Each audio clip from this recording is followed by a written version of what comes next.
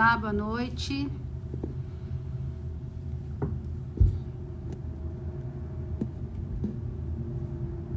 Boa noite para quem está entrando. Oi, Lu.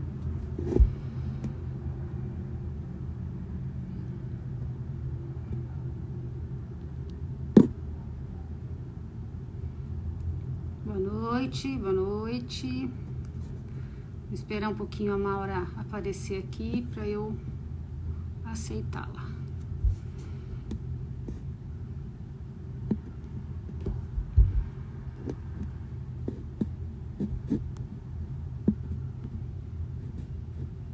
Maura, você me dá um oizinho aqui para eu te aceitar. Acho que agora deu.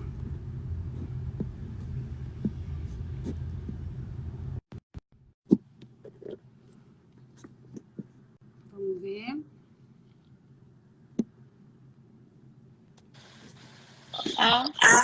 Maura, tudo bem? Tudo tá muito alto? Não, acho que tá bom. Se alguém não tiver ouvindo ou se tiver alguma coisa, por favor, dá um avisinho aqui pra gente, né? Com qualidade britânica, Técnica, nipônica, Rabi, tudo bom? tudo bem, Maura? Tudo bom. Boa noite para todo mundo. Boa noite, Silvia. Boa noite. Eu já vi alguns conhecidos aí entrando. Moisés, tudo bem, Moisés? Enquanto o pessoal tá entrando, muita gente te conhece já, Maura, mas eu vou fazer uma... Acho que não. Você pode me apresentar de novo, né? Vou te Essa versão apresentar. loirosa aqui. Então vamos lá, doutora Maura Rocama. A Maura é médica lá em Campo Grande. Ela atua na clínica médica e na acupuntura. E ela é terapeuta neural, fez o master lá pela Universidade de Barcelona e hoje ela é a nossa presidente aqui do Instituto Brasileiro de Terapia Neural, nessa gestão que está se encerrando agora em novembro, né? Sim. A Maura, ela está aqui hoje como convidada para a gente falar de um assunto que ela gosta demais, né? Ela é uma grande incentivadora da gente insistir tanto nessa correlação, né, entre médico e dentista, nessa integração, nessa busca de ajudar o paciente, interligando essas duas áreas, né, Maura? Sim, eu gosto bastante, né, dessa ligação, né, desse link entre nós dentistas, nós médicos e vocês dentistas, né? E você já se considera dentista, é por isso que você falou desse jeito, né? E assim, esse seu incentivo, essa tua motivação também é responsável por esse curso aí que a gente está fazendo através da Prix, né? A Lucito Zita e eu, você incentivou bastante a gente a montar isso, então é por isso que hoje você está aqui para a gente conversar um pouco mais sobre isso. Você vai estar também no dia 24 fazendo uma palhinha lá, Uma né? palhinha. Então, eu vou começar assim, Maura. Esse nome da live de hoje, né? Ser ou não ser, foi uma sugestão tua. Então, eu acho que daria para você começar justificando esse nome, ser ou não ser, Maura. Vamos lá. Então, foi uma inspiração, né, para essa live, porque o aspecto do ser a qual eu quero me referir é essa mirada, essa olhada que a gente deve fazer entre o sistema e a boca, né? Em que eu como médica, devo buscar olhar para o indivíduo como um todo, né? A gente que trabalha nessa parte da integrativa, eu que já faço a medicina tradicional chinesa há muitos anos, a gente já tem esse olhar, né? Mas no que tange a boca, né?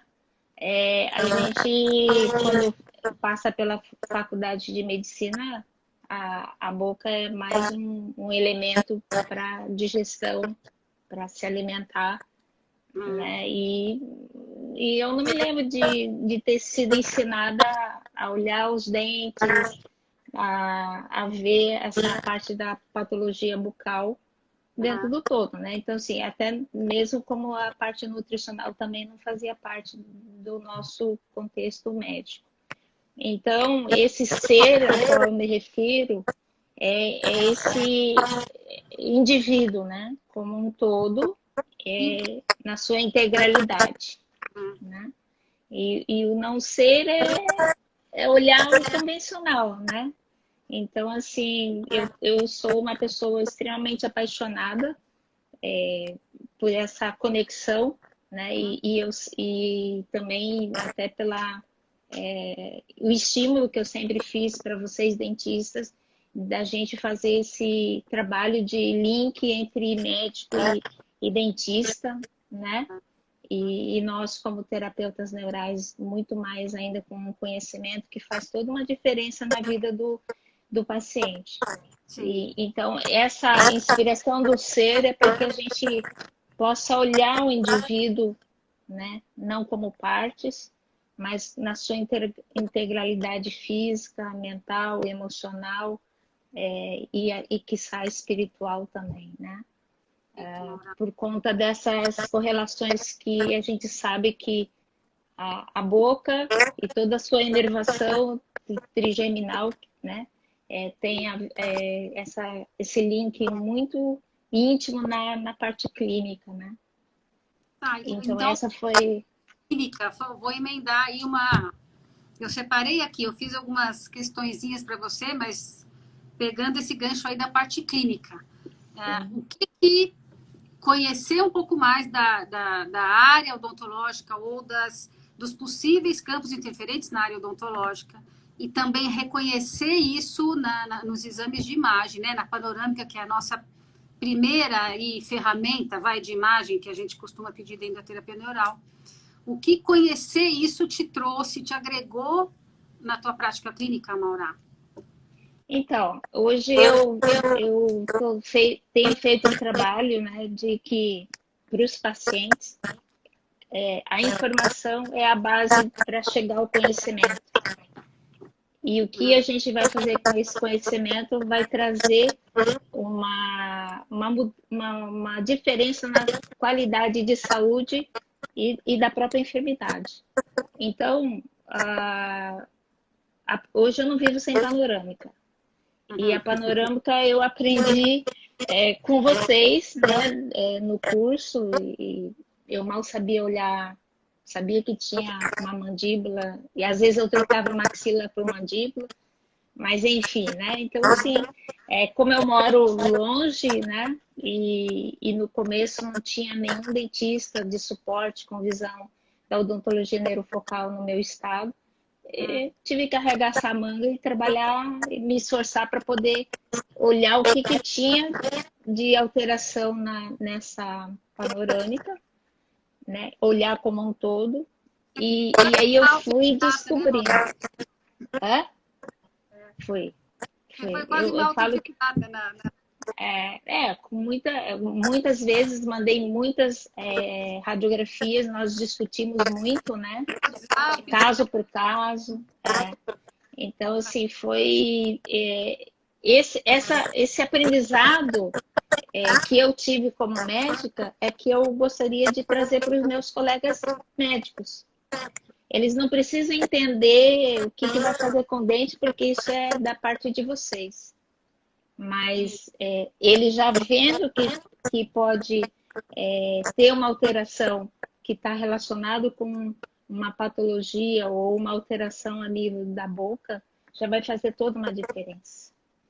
Porque... Você tocou no assunto legal, né, Maura? Eu acho que de esclarecer mesmo, porque essa insistência da gente fazer essa conexão entre as duas áreas não é absolutamente para ter uma invasão de atuação, né? Cada um continua no seu quadrado, isso é legal a gente afirmar, mas o fato da gente conhecer o dentista, se mesmo não tendo tido um preparo, né, na sua formação convencional, cabe a gente buscar informações e a gente conseguir ter, pelo menos, noções básicas de todo o sistema desse ser integral que você colocou, assim como vocês, não é que vocês vão atuar, mas conhecer o tipo de processos emergentes que possam surgir na boca, reconhecer isso no exame de imagem para justamente fazer essas correlações. É aí que está o X da nossa conversa. Existe tanto nos cursos, né? Eu acho que a gente tem que ser um pouco investigativo, né? A gente tem que ser curioso. Então, no início, eu via e não via nada, né? Enxergava tudo nebuloso. Mas, assim, como eu tenho a formação inicial de clínica geral, e depois eu fiz a área de imagem, que trabalhei muito tempo com ultrassonografia, então já tinha uma certa familiaridade com a parte radiológica, mas não na boca, né? E olhar aqueles dentes, até contar os dentes também, aprender a contar, de vez em quando eu me erro, mas tudo bem. Só que o legal disso tudo é você ver que a clínica, ela tem uma conotação e ela pode te dar pistas na boca. E eu tenho visto isso, né? Então, é assim, e cada vez que eu vou fazendo essas correlações neuroanatômicas, né? Com a posição dos dentes, com a palpação, né? E com a observação da gengiva, observação do alinhamento, do sorriso, da posição dos lábios, né? Assim, às vezes dessa questão da bochecha aqui. Então, assim, são tão detalhes tão sutis que assim como assim, a gente médico consegue, quando a gente vai fazer a primeira consulta e se você recebe o paciente, né? Ele só pela forma dele andar, dele falar, você já está fazendo uma avaliação do quadro geral dele, né? Se ele tem alguma dor, ele está numa posição antálgica, enfim. Então, a forma como ele já vem da recepção, né? E hoje eu estou conversando, eu fico observando, porque eu já olho a língua, né? Já vejo a língua até lá no fundo. E daí agora eu vejo os dentes. Então, assim, esse alinhamento, eu comecei a observar que o alinhamento da boca, ela influencia no alinhamento da cintura escapular, que influencia no alinhamento da cintura pélvica e pode estar alterando também na estrutura dos pés. Ou vice-versa, as alterações do pé alterando a boca. Sim, existe mesmo às vezes, o que a gente fala de processo ou ascendente ou descendente, isso, quem está mais em contato com a parte da ortopedia funcional, dos maxilares, mas tem muito colega que realmente não se atentou mesmo a isso, e como isso faz parte também desse ser integral que você colocou no começo aí, né? E veja bem, né? Não pode ignorar essas correlações, como não. Que a postura está totalmente ligada também à nossa cavidade oral, né? Sim, então assim está tudo muito interligado. E à medida que você vai alinhavando, que você vai buscando entender essas imagens, essas alterações que aparecem, vai ficando mais, eu falo mais emocionante, dá mais tesão, sabe? Eu pelo menos sou assim, né? Já uma próxima, o assunto que eu ia abordar é isso, né? Na verdade, quem sai ganhando com isso é o paciente, né, Maura? A gente conseguindo fazer essa virada aí de paradigma, conseguir mudar um pouco a forma como a gente aborda, porque isso é uma coisa importante de a gente falar, assim, tem bastante dentista entrando, a gente não vê a odontologia neurofocal como nada diferente, assim, a gente não vai atuar com técnica diferente, com material diferente, não é isso. É simplesmente mudar a nossa visão, a nossa abordagem do paciente para que a gente consiga identificar essas correlações e não fixar nem o nosso sucesso, né? Ou as nossas sugestões de tratamento, não fixar isso numa observação particular ou única só da nossa área de atuação. A gente entender que qualquer coisa que a gente coloca, que a gente sugere e coloca nessa cavidade oral, isso vai repercutir no todo, isso é uma informação que o paciente, a partir daí, começa a carregar. Então, se ele vai se adequar ou não, é essa a nossa observação. O nosso sucesso está aí. Observar como que esse paciente vai se relacionar com essa nova informação. Então, o nosso sucesso não está em observar o raio-x, né? Essa prosepação que a gente faz muitas vezes é acompanhar mesmo o que sistemicamente aquela informação que a gente colocou vai trazer para aquele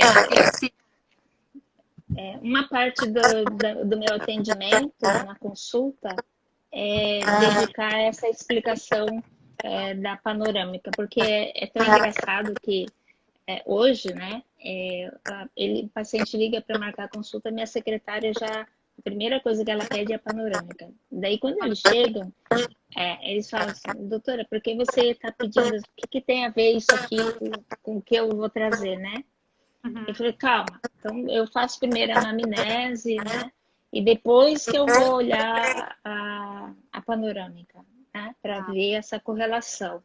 Então, é muito engraçado, porque às vezes eu pego o dentista como paciente e eles ficam me questionando por que eu, médica, estou perguntando um monte de coisa de dente, como se eu não pudesse fazer pergunta. É muito engraçado, né?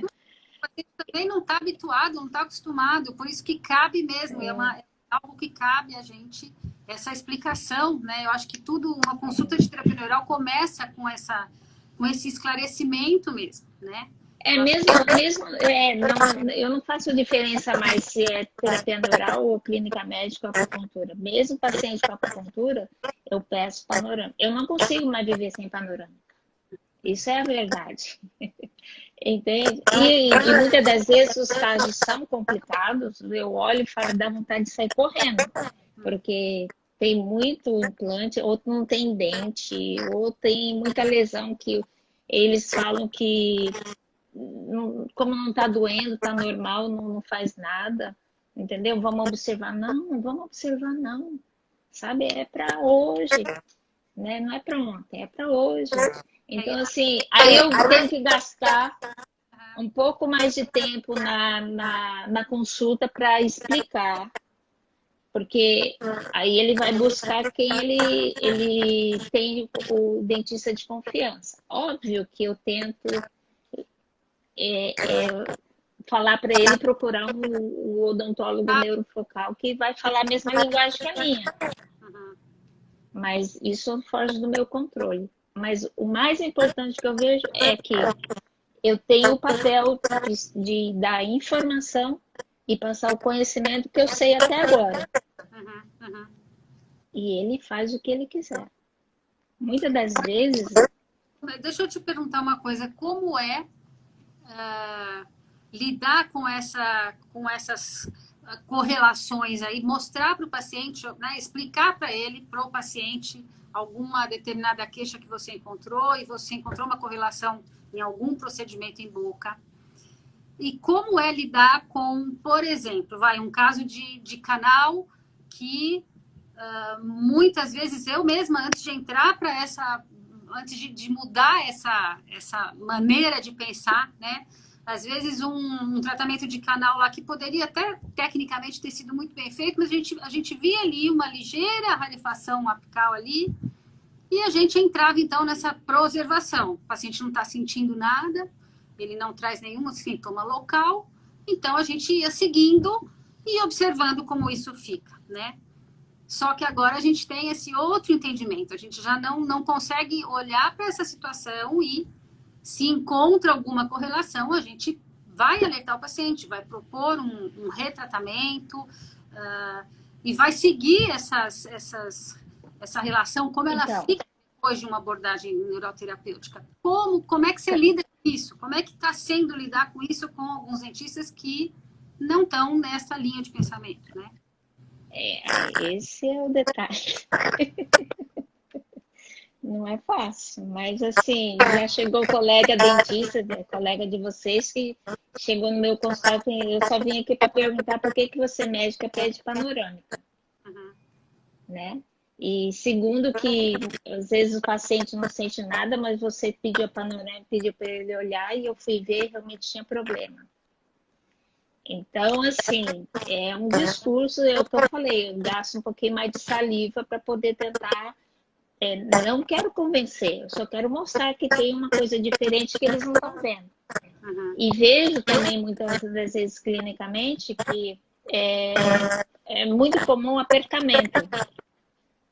E paciente que vem com esses apertamentos, às vezes tem aparelho ortodôntico, né, fixo, Uhum. e aí o PS panorâmico tá cheio de canal tratado com aquele halo periapical lá, né, que até arrepia. E daí a gente não sabe se fala, ó, começa por aqui ou vai por ali. Então, assim, aí eu associo a parte do exame físico, né? Levanto bochecha, olho cor de gengiva, olho se tem retração de raiz, né? Retração do dente com raiz exposta, Retração se tem gengival, algum a segunda vez, tá? Nós entendemos. coloração. Mas eu tô falando para os médicos, né, que estão me ouvindo. Então, assim, vocês é de carteirinha. Uhum. E às vezes a gente olha e não sabe o que faz, mas a coloração da gengiva é rosada. Não é arroxeada, não é azulada, não é de tonalidade quase preta, né? E não é com raiz exposta. Raiz exposta é que nem uma árvore que está com toda a raiz já, né? Pro lado de fora e ela vai dar pressa a cair. E outra coisa é a retração gengival, né? E retração óssea, né? Gengival. Retração óssea é importante. Então Perda eu óssea. explico, perda óssea, aí eu explico para o paciente. E às vezes eu já vi, por exemplo, retração também de gengiva com cicatriz de dente onde foi extraído, sim, formando quase uma tensão ali, né? Então isso também gera alteração na mordida. E aí eu faço alguns exames e peço o paciente morder para ver onde está o lado de mais tensão, palpo a área de tensão. Isso tudo são sinais. E a maioria vem com quadro de cervicalgia, né? Quando tem muita patologia. Essa assimetria aqui do côndilo também. Então, assim, são informações relevantes, clinicamente importantes, porque você não vai tratar a C3 ou a artrose de C2 com C3, mas você vai tratar o paciente. E essa artrose, muitas das vezes, está ligado à própria tensão que o paciente tem por conta dessa contratura muscular, dessa cadeia cervical aqui, que é extremamente importante. E a maioria de enxaqueca. Paciente chega com enxaqueca, Andréia, traz a panorâmica. Entende? Então, assim, já são 5 anos de trabalho, né?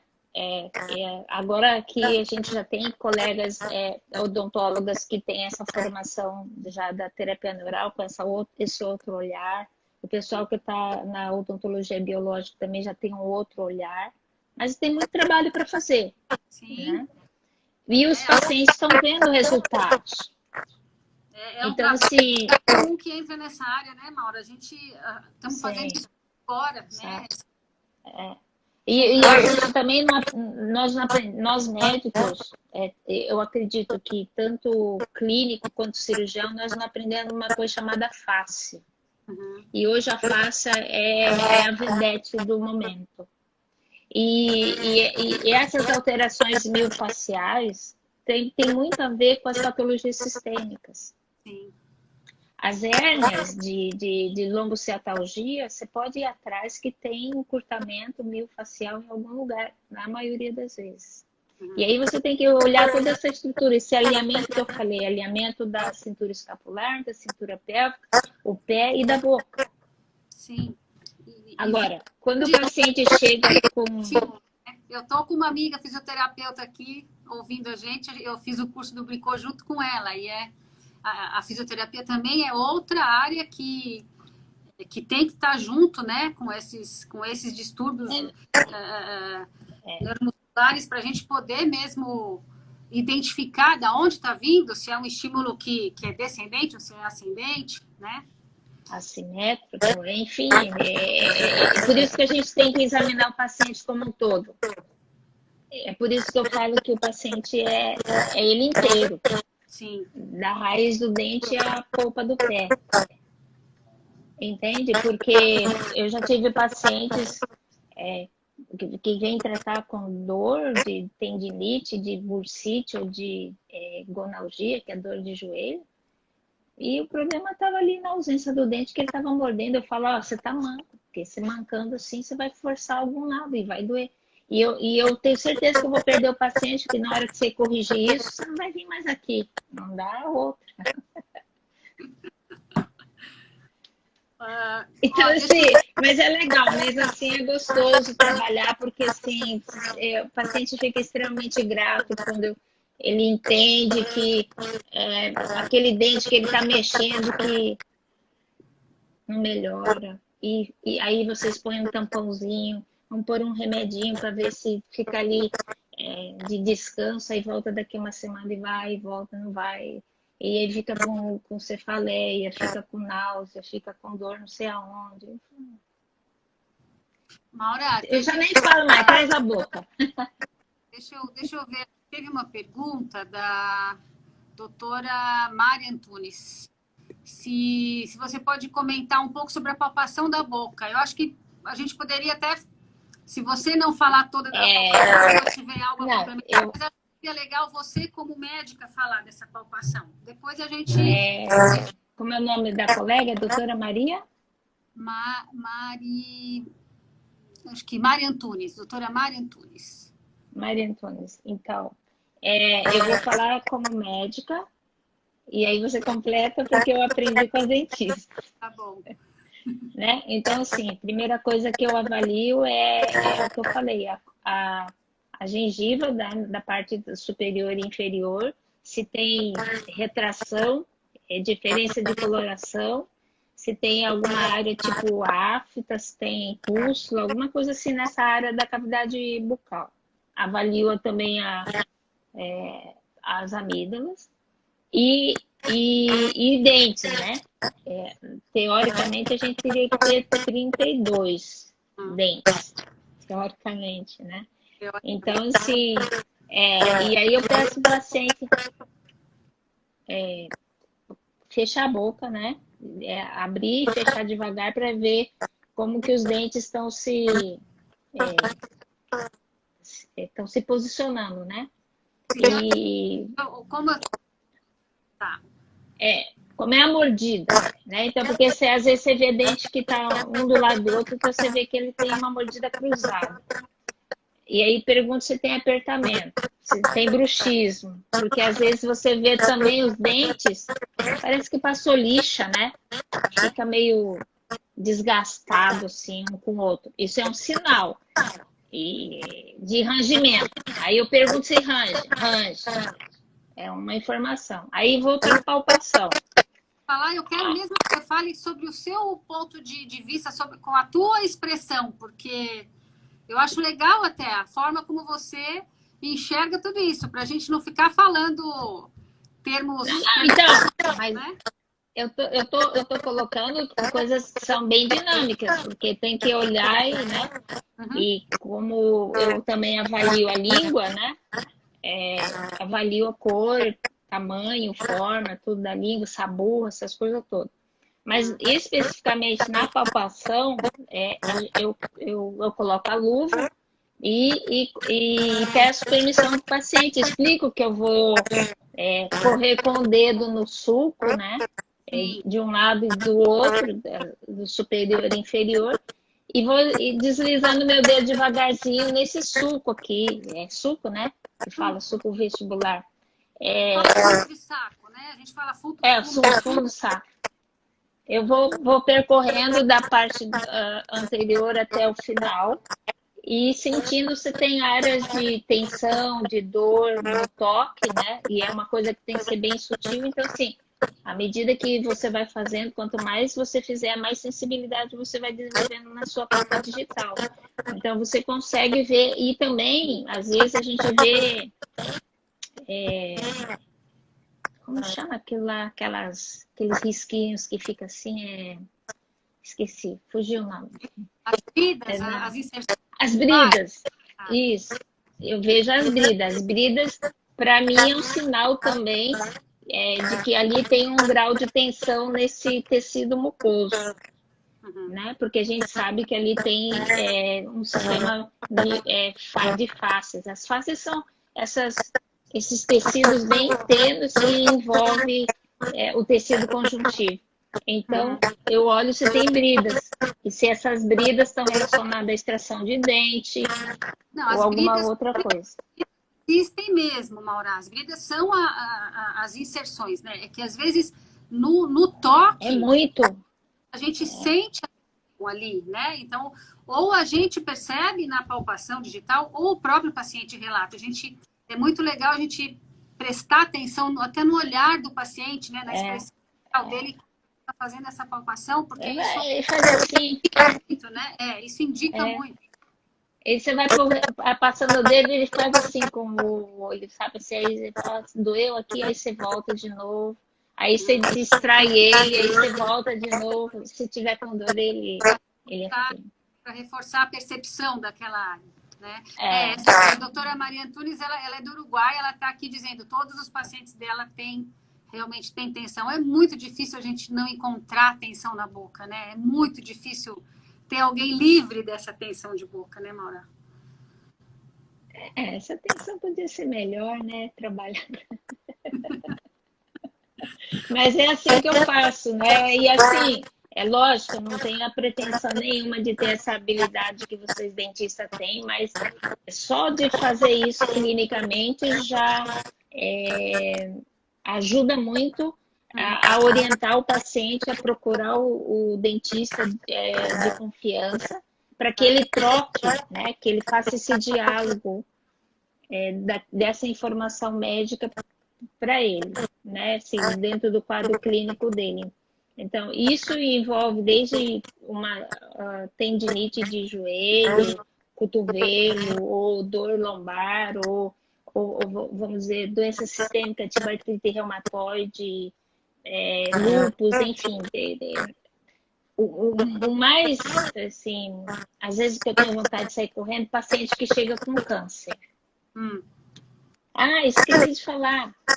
A gente também procura, né, nessas panorâmicas, olhar se tem resto de raiz.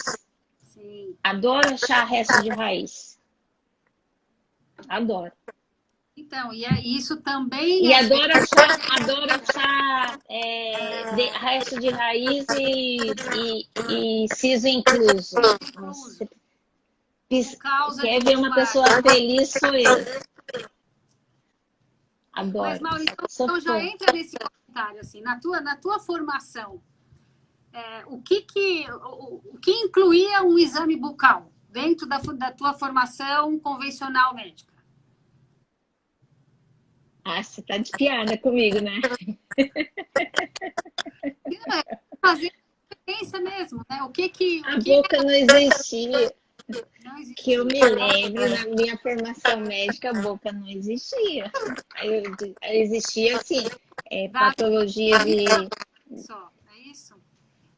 Patologia de câncer, de orofaringe, ou então que a boca era importante para nutrição. Mas, assim, só isso. Dente não. O Vitor, nosso aluno, está aqui, ó, na formação absolutamente nada, né? Então, o Vitor é mais recente que eu. Não vou falar que eu sou da Jurassic Park, né? Eu já tenho 30 anos de formada, então não mudou muita coisa. Mas, assim, a gente não pode falar mal disso no passado, porque não tinha essa consciência, né? Assim como para a gente, né? A formação da odonto também ela é muito peca nessa questão sistêmica. A gente, o que a gente vai fazer? Vai contra o sistema? Não, cada um procura se se atualizar da melhor forma e buscar informação da melhor forma, né? Para poder... E outra coisa importante, para visualização, que nós médicos, a gente não sabe nem o que faz com isso, mas é que é importante. Muitas das vezes você encontra no exame dentes com cor diferentes. Sim. Às vezes fica um dente mais amarelado ou um dente de cor... A dentina fica com a cor diferente do outro, entende? Então, isso é um sinal também, né? Por exemplo, essa pessoa que tem artrite reumatoide e hepatite não alcoólica, ela estava com uma retração de gengiva e a gengiva meio de azulada para enegrecida. Então, o que acontece? Aquilo lá me chamou a atenção porque estava um pouco demasiado, né? E pegava a área que também tinha relação com o fígado. E ela... essa cor é que me chamou a atenção e pedi para ela fazer uma nova radiografia e pedi para ela ir no colega dentista que ela tem afinidade e também para olhar os dentes da frente que estavam com as raízes todas expostas. Um caos, né? Eu quero sair correndo, porque você não sabe por onde que você começa. E o paciente acha que a boca não tem tanto problema. E ele não quer tratar. Ele não quer investir na cárie, porque ele não está vendo cárie, não está sentindo dor. Mas a cárie eu sei que pode dar uma arritmia, por exemplo. Porque eu já fui essa pessoa que estava com cárie no siso e estava tendo arritmia. Tratou a cárie e sumiu a arritmia. É louco, né? Mas isso aconteceu. Então, assim... Não tem relação. Não, mas eu adoro falar sobre a minha experiência. Então, eu conto sempre da minha experiência. E nessa paciente, especificamente, ela foi ver mesmo, ela retornou esse mês e, pasmo você, ela realmente estava com lesão nas periapicais daqueles dentes que estavam meio arroxeados, quase enegrecidos. E teve que vai ter que tirar os 2 dentes, os incisivos anteriores. Porque a raiz já está tão pequena que não tem mais como... Fica muito mole, né? É uma indicação para a gente de alguma manifestação mesmo endodôntica Agora, você quer me deixar louca?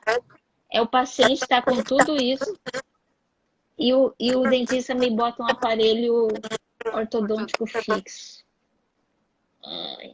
Aí eu falo, a sua boca é que nem um dente, assim, tem uma atração, cabo de guerra. O que você acha que vai acontecer depois que tirar o cabo de guerra? O dente vai mexer de novo e vai voltar a ficar tudo torto. Para quem vai gastar tanto dinheiro agora? Vai tratar o que tem que ser tratado. Não tem, isso aí eu também posso te falar, que a gente não tem nada a princípio contra nenhum tipo de abordagem, nem da ortodontia fixa. Eu acho que ela tem a indicação dela, ela tem o que a gente tem que se atentar em que sistema eu estou instalando uma orto fixa e como esse vegetativo vai absorver essa nova informação, né? O que vem depois da instalação dessa orto fixa. Então, mas não é Andréia, nada, né? A gente sabe que a matriz, o terreno tem que estar bom. Sim, para qualquer que você vai... informação nova, o terreno tem que estar bom, né? Para que você vai botar um cabo de força num terreno que está mole? Sim. Para mim é como pôr o pé na areia movediça e plantar uma árvore. Sim. Sabe, aqui ó, a gente tem uma outra questão da doutora Maria Antunes também, lá do Uruguai. Ela pergunta aqui, Maura, se a gente deveria fazer procaína em todas as alterações encontradas na boca, independentemente da história de vida. O que você gostaria de falar sobre isso? Eu primeiro vou escutar a história de vida com muito carinho, em primeiro lugar, porque nem tudo que a gente vai encontrar é inspiração. Então, assim, a história de vida vai me guiar. Sem história de vida bem feita, não fala comigo. Então, sempre o que vai direcionar qualquer ação da gente é a história de vida, né? E a pergunta foi quando pedir a tomo também. Então, Para você é algo que você tem pedido, Maura? Como é que é a tomo para você? Depois eu posso dar a opinião aqui do lado do Odonto. Vamos lá. Ultimamente eu tenho deixado um pouquinho para os dentistas. Você tem deixado a gente olhar um pouquinho, é isso, Maura? Eu tenho deixado. Não, mas sério, quando a tomografia, acho que ela é mesmo para a gente, às vezes, para realmente, por exemplo, numa percepção nossa de correlação aí com alguma queixa clínica e esse achado de campo diferente, a gente, às vezes, por exemplo, para efetivamente condenar um trabalho, aí a tomo, acho que é a hora de... Mas eu, como médica, a minha função é juntar as provas e deixar vocês tomarem a decisão. Mas quando que eu peço tomografia? Por exemplo, às vezes quando eu vejo uma lesão periapical, que para nós é importante, que ele está chamando atenção, e o dentista fala, não, tá tudo bem, não tem nada. Ou então, assim, não tá doendo, tem alteração de quente e frio. Não. Então, não faz nada. Daí eu peço a tomo. Aí vem aquela lesão quase couve-flor, né? Aí eu falo, bom, agora você leva lá. Então para você, às vezes ela vai servir também como de complemento. Paciente, né? Eu acho isso daí, acho que o duro é quando eu tenho a panorâmica e tenho a tomografia, porque assim, eu sempre penso também no paciente, porque uma tomografia não é barata. Não é barato, é. Então, eu tento também ter essa racionalidade, né? Porque a gente também tem o dever de ajudar o paciente. Sim. Então, assim, eu nunca me guio só por exame de imagem. Para mim, a clínica é soberana. Sim. O exame físico é importante e o exame complementar vai auxiliar. Mas, assim, hoje já está mais fácil trabalhar aqui em Campo Grande, porque eu acho que eu sou uma das únicas médicas hoje que pede, né, panorama, raio-x para tudo quanto é convênio. Então, assim, hoje isso já está sendo mais familiar, sabe? Porque, como vocês têm facilidade de fazer radiografia dentro do consultório, vocês fazem aquelas localizadas, periapicais, né? Em grupo, né? Não sei se é mais barato, se é melhor, eu já não questiono. Mas precisas, mas a gente, às vezes, na necessidade do consultório, ela não dá essa visão que a panorâmica dá também. Ela às vezes dá um detalhe maior de alguma área específica, né?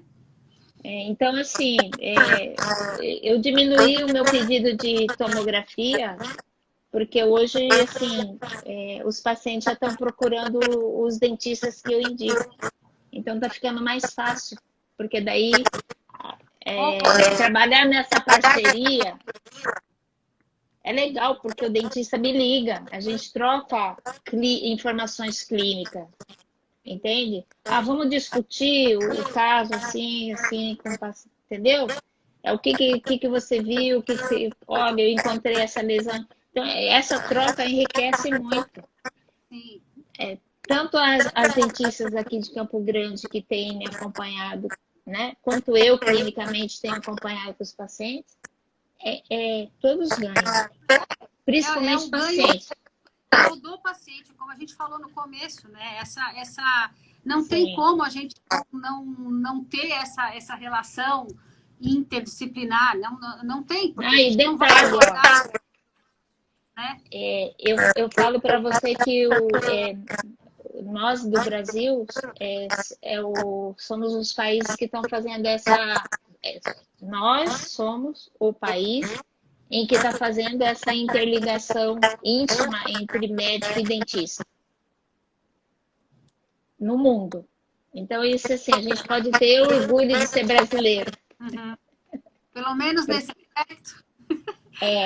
Porque você diz isso por causa do IFMA, né? Da Associação Alemã, lá de Terapia Neural, que acolheu o Instituto Brasileiro com as instituições, né? Sim, porque antes era uma instituição só médica.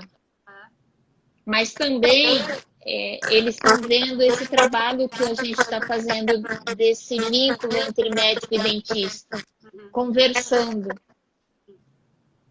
E na Europa é isolado, né? Os médicos não se conversam com os dentistas, trabalham separados, mesmo na terapia neural. Então, assim, a gente está levando um modelo, né? Nós estamos disseminando um modelo que é uma startup, né? Uma startup brasileira do link médico e dentista. Por isso que eu defendo essa bandeira. E vou continuar. Vamos continuar. Aqui uma das minhas questões aqui você já respondeu, que se é possível a gente ter esse diálogo, então, entre as duas áreas. Eu acho que está super bem respondido já com tudo que você colocou aí, né? Sim. Maura, e você quer comentar de algum caso? A gente tem aí mais uns 15 minutos. Quem sabe você quer falar um caso teu para demonstrar mesmo essa parte clínica? Então, eu tenho vários casos, né, com bons resultados. Que eu disse assim, depois que o paciente resolveu o problema, não voltou mais. E eu falo, ó, vai lá, arranca esse dente para acabar a sua lombocetalgia. Você não é mais crise, tive uma crise de dor lombar, né? Vai lá e tira esse dente, ou então põe esse dente.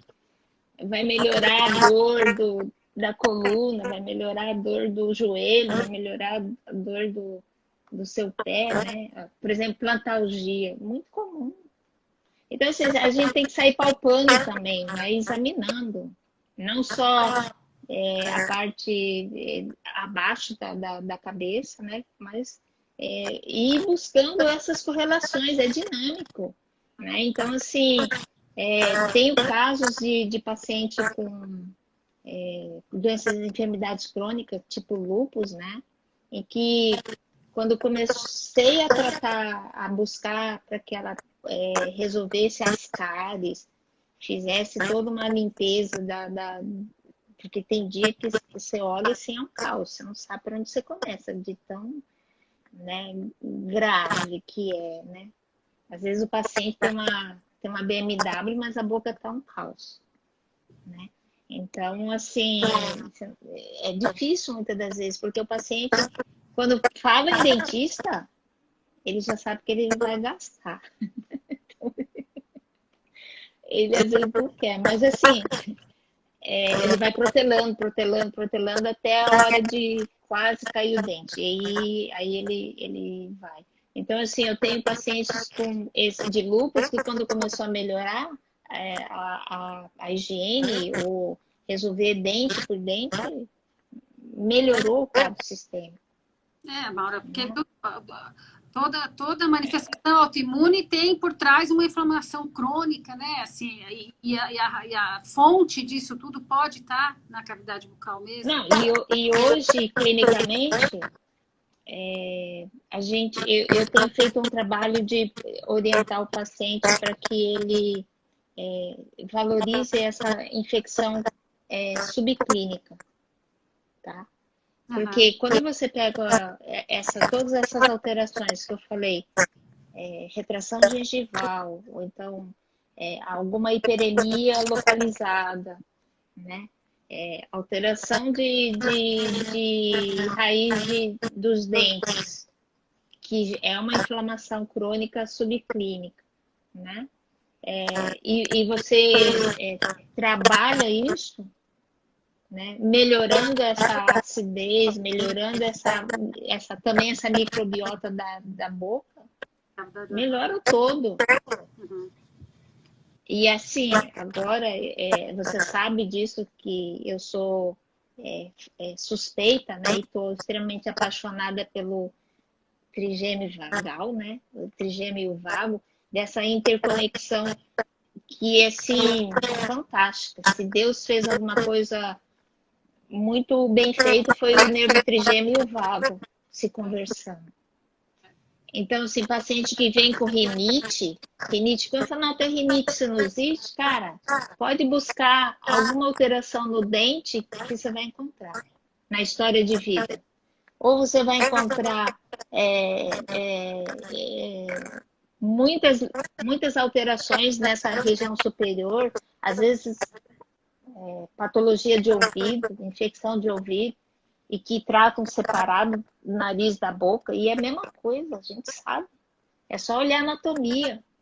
Então, assim, eu falo, tá, você acha que é porque tem desvio de septo, porque você acha que é sinusite, só que não é, vai olhar a boca primeiro.